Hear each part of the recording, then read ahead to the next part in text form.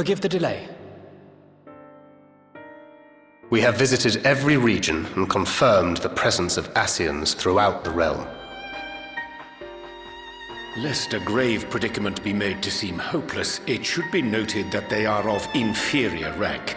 The black-masked minions who answer to the red. Yes, a gaggle of schemers attempting to exploit recent events to sow the seeds of petty conflict. Fortunately, nothing of any great concern has come of their meddling just yet. We also encountered a number of the Crystarium's former defenders, busily solving this problem and that in a bid to become warriors of light. Their zeal is to be applauded. 'Tis but a pity I cannot encourage them on their cause. Not knowing Elidibus set them upon it, no. Both the troubles to be solved and the villains to be vanquished are his doing too, like as not. And so, with apologies to the aspiring warriors of light, I believe it best that we deal with the Ascians quickly and quietly.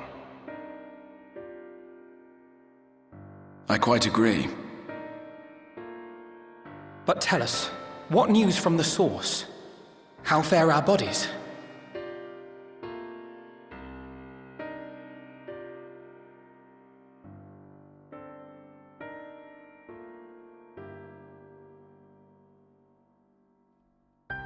Indeed.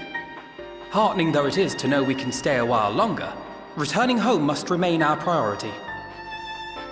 This seems an appropriate moment to ask about the spirit vessel. Have you made any progress?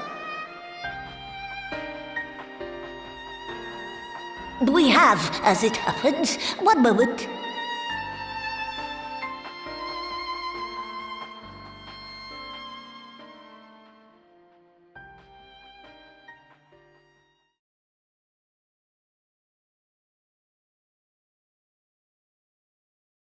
The red stones. Then this doth mean... For the benefit of all, permit us to explain. As you will recall, using white auracite as our starting point, we fashioned a vessel for mind and memory both. Yet, though it served this purpose admirably, the process of imbuing it with one's complete essence proved a somewhat thornier proposition. Simply put, the memory would not accompany the mind, and so we looked to the Allegans' mastery of memory transference for a solution. This approach was not without its own complications, however, relying as it does upon blood, which inanimate objects notably do not possess.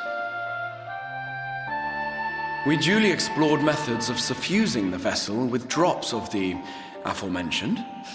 Alas, our painstaking experimentation succeeded only in making me feel faint, and singularly failed to imbue the crystal with the necessary properties.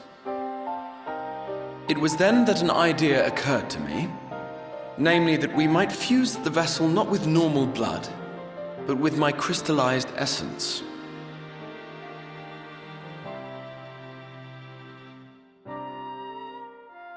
You're doing this for our sakes, so far be it from us to complain. But don't think we haven't noticed what's happening to your arm. It falls well short of offering up my life in exchange for yours, which was your only stipulated prohibition, as I recall. And it is but a small price to pay for delivering you home. Assuming it works.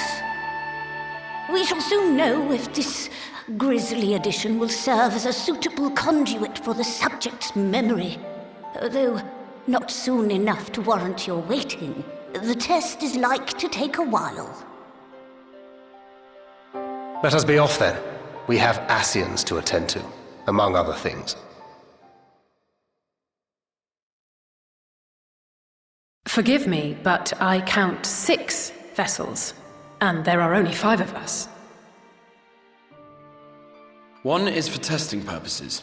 I will personally use it to see whether the crystal functions as it should.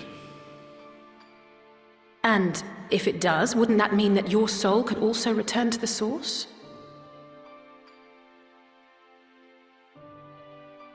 Yes. In theory, at least. But there is a distinct difference between your circumstances and mine. While your corporeal forms want for souls, my past self does not. Mayhap our essences would blend, or mayhap they would curdle. There is no telling what might occur.